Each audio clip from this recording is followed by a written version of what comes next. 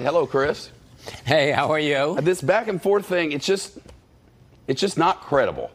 Because, the president said, I'm shutting down the government. I'll own the shutdown. I'm proud to carry the mantle. And he shut the government down. And that's that.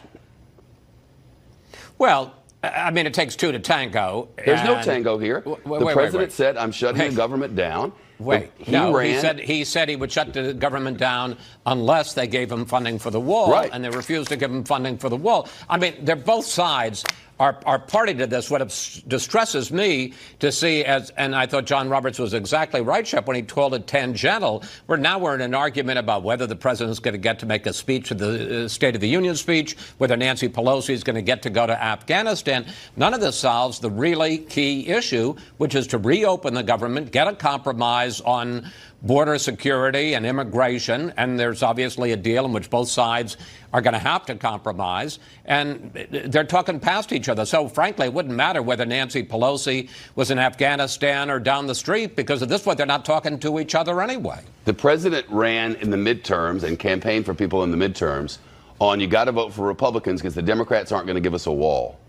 And the Democrats ran in the midterm elections in 2018 saying, we're not giving him a wall.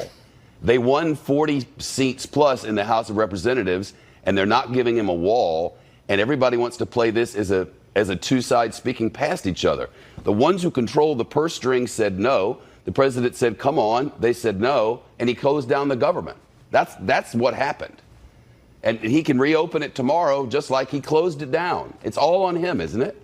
Well, he got elected too, and he has a point of view. And the fact is that at this point, a bill that would reopen the government without some funding for the wall wouldn't get through the Senate. And if it did, the president would veto it. I mean, just as a practical matter, there are three steps. It has to get through the House of Representatives, which is controlled by the Democrats, has to get through the Senate, which is controlled by Republicans, and has to get to a Republican-elected president, and they've got to come together to compromise, and each side is going to have to give, and they refuse to give.